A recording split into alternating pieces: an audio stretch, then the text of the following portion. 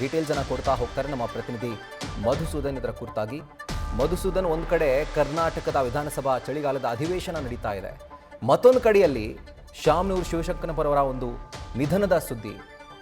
So ಈಗ ಒಂದು ಕಡೆ ಕರ್ನಾಟಕ ಪಾಲಿಟಿಕ್ಸೇ ಬೆಳಗಾವಿಗೆ ಶಿಫ್ಟ್ ಆಗಿರುವಂತಹ ಸಂದರ್ಭದಲ್ಲಿ ಈಗ ಇಲ್ಲಿ ಅವರ ಸಾವು ಅಭಿಮಾನಿಗಳಿಗಾಗಲಿ ಅಥವಾ ರಾಜಕೀಯ ಲೋಕಕ್ಕಾಗಲಿ ಒಂದು ತುಂಬಲಾರದ ನಷ್ಟ. ಯಾವಾಗ ಆದಂತಹ ಘಟನೆ ಆ್ಯಂಡ್ ಏನು ಡೀಟೇಲ್ಸ್ ಲಭ್ಯವಾಗ್ತಾ ಇದೆ ಮಧುಸೂದನ್? ರಾಹುಲ್, ಕಳೆದ ಹಲವು ದಿನಗಳಿಂದ ಅನಾರೋಗ್ಯದಿಂದ ಬಳಲ್ತಾ ಇದ್ದಂತ ಶಾಸಕ, ದಾವಣಗೆರೆ ದಕ್ಷಿಣ ವಿಧಾನಸಭಾ ಕ್ಷೇತ್ರದ ಕಾಂಗ್ರೆಸ್ನ ಶಾಸಕ, ಹಿರಿಯ ನಾಯಕ ಶಾಮನೂರು ಶಿವಶಂಕರಪ್ಪ ಈಗ ಕಳೆದ ಅರ್ಧ ಗಂಟೆ ಮುಂಚೆ ಕೊನೆಯುಸಿರೆಳೆದಿದ್ದಾರೆ. ಬೆಂಗಳೂರಿನ ಸ್ಪರ್ಶ ಆಸ್ಪತ್ರೆಯಲ್ಲಿ ಅವರು ಚಿಕಿತ್ಸೆಗಾಗಿ ದಾಖಲಾಗಿದ್ರು. ಕಾಂಗ್ರೆಸ್ನಲ್ಲಿ ಗುರುತಿಸಿಕೊಂಡಂತ ಅವರು ಅಖಿಲ ಭಾರತೀಯ ಲಿಂಗಾಯತ ಮಹಾಸಭಾದ ರಾಷ್ಟ್ರೀಯ ಅಧ್ಯಕ್ಷರಾಗಿ ಕಾರ್ಯವನ್ನು ನಿರ್ವಹಣೆ ಮಾಡ್ತಾ ಇದ್ರು. 94 ವರ್ಷದ ಶಾಮನೂರು ಶಿವಶಂಕರಪ್ಪ ಇವತ್ತು ಸಂಜೆ ವಿಧಿವಶರಾಗಿದ್ದಾರೆ. ಇದು ನಿಜಕ್ಕೂ ಕೂಡ ರಾಜಕೀಯ ವಲಯದಲ್ಲಿ ತುಂಬಲಾರದ ನಷ್ಟ. ಹಿರಿಯ ಶಾಸಕರು ಇವತ್ತು ಆಗಲಿದ್ದಾರೆ, ಸಚಿವರಾಗಿ ಕೂಡ ಅವರು ಕಾರ್ಯವನ್ನು ನಿರ್ವಹಿಸಿದ್ದಾರೆ. ಪ್ರಮುಖವಾಗಿ ಪ್ರಬಲ ವೀರಶೈವ ಲಿಂಗಾಯತ ಸಮುದಾಯದಲ್ಲಿ ನಾಯಕರಾಗಿ ಗುರುತಿಸಿಕೊಂಡಂತ ಶಾಮನೂರು ಶಿವಶಂಕರಪ್ಪ ಇಡೀ ಕುಟುಂಬ ರಾಜಕಾರಣದಲ್ಲಿ ಗುರುತಿಸಿಕೊಂಡಿದೆ. ಅವರ ಮಗ ಎಸ್ ಮಲ್ಲಿಕಾರ್ಜುನ್ ಅವರು ಈಗ ಸಿದ್ದರಾಮಯ್ಯ ಅವರ ಸರ್ಕಾರದಲ್ಲಿ ಸಚಿವರಾಗಿ ಕಾರ್ಯವನ್ನು ನಿರ್ವಹಿಸ್ತಾ ಇದ್ದಾರೆ.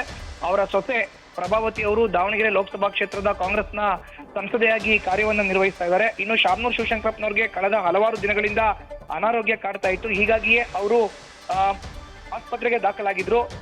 ಇಂಡಿಯನ್ ನ್ಯಾಷನಲ್ ಕಾಂಗ್ರೆಸ್ ನಲ್ಲಿ ಗುರುತಿಸಿಕೊಂಡಿದ್ರು. ಅವರ ಹೆಂಡತಿ ಪಾರ್ವತಿ ಜೊತೆಗೆ 3 ಮಕ್ಕಳನ್ನ ಈಗ ಅವರು ಅಗಲಿದ್ದಾರೆ. 4 ಪುತ್ರಿಯರನ್ನ ಅವರು ಈಗ ಅಗಲಿದ್ದಾರೆ. ಇನ್ನು ಅವರ ರಾಜಕೀಯ ಜೀವನ ಕೂಡ ಸಾಕಷ್ಟು ರೋಚಕವಾಗಿ ಇತ್ತು ಅಂತ ಹೇಳಿದ್ರೆ ಖಂಡಿತ ತಪ್ಪಾಗಲ್ಲ. 1930 ಜೂನ್ 16ನೇ ತಾರೀಕು ಅವರು ದಾವಣಗೆರೆಯಲ್ಲಿ ಜನಿಸಿದ್ರು. ಶಾಮನೂರು ಶಿವಶಂಕರಪ್ಪ ಅಂತ ಹೇಳಿದ್ರೆ ಇಡೀ ಮಧ್ಯ ಕರ್ನಾಟಕ, ದಾವಣಗೆರೆ ಜಿಲ್ಲೆ ಸೇರಿದಂತೆ ರಾಜ್ಯಕ್ಕೆ ಹೆಚ್ಚು ಖ್ಯಾತಿಯನ್ನ ಇರೋ ಅಂತ ಒಂದು ಕುಟುಂಬ. ಇನ್ನು ದಾವಣಗೆರೆ ದಕ್ಷಿಣ ವಿಧಾನಸಭಾ ಕ್ಷೇತ್ರದ ಹಾಲಿ ಶಾಸಕರಾಗಿದ್ರು ಅವರು ಇವತ್ತು ವಿಧಿವಶರಾಗಿದ್ದಾರೆ. ಇನ್ನು 4-5 ದಶಕಗಳ ಕಾಲ ಅವರು ರಾಜಕೀಯ ರಂಗದಲ್ಲಿ ಸೇವೆಯನ್ನ ಸಲ್ಲಿಸಿದ್ದಾರೆ. ಇನ್ನು ಸರ್ದಾರ್ ಲಿಂಗಾಯತ್ ಕಮ್ಯುನಿಟಿಯ ಪ್ರಮುಖ ರೂವಾರಿಯಾಗಿ ಅವರು ಗುರುತಿಸಿಕೊಂಡಿದ್ರು. ಬಾಪೂಜಿ ಎಜುಕೇಶನ್ ಟ್ರಸ್ಟ್ ನ ಎಜುಕೇಶನ್ ಅಸೋಸಿಯೇಷನ್ ನ ಚೇರ್ಮನ್ ಆಗಿ ಕೂಡ ಅವರು ಕಾರ್ಯವನ್ನು ನಿರ್ವಹಿಸಿದ್ದಾರೆ.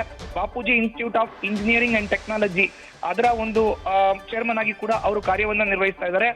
ಇನ್ನು ಬೆಂಗಳೂರಿಗೆ ಬಂದ ಬೋರೇಗೌಡ ಬೆಂಗಳೂರಿಗೆ ಬಂದ ಅನ್ನೋ ಚಿತ್ರವನ್ನ ಕೂಡ ಅವರು ನಿರ್ಮಾಣ ಮಾಡಿದ್ದಾರೆ. 1970ನೇ ಇಸ್ವಿನಲ್ಲಿ ತೆರೆಕಂಡಂತ ಚಿತ್ರ ಇದು. ಹೀಗಾಗಿ ಹಿರಿಯ ರಾಜಕಾರಣಿ ಅವರು ಇವತ್ತು ಆಗ್ಲಿರುವಂತದ್ದು ಇಡೀ ರಾಜಕೀಯ ವಲಯ ಸೇರಿದಂತೆ ವಿವಿಧ ಕ್ಷೇತ್ರಗಳಿಗೆ ತುಂಬಲಾರದ ನಷ್ಟ ಅಂತಾನೆ ಹೇಳಬಹುದು Rahul. Right Madhusudan, thank you ಡೀಟೇಲ್ಸ್ಗೆ.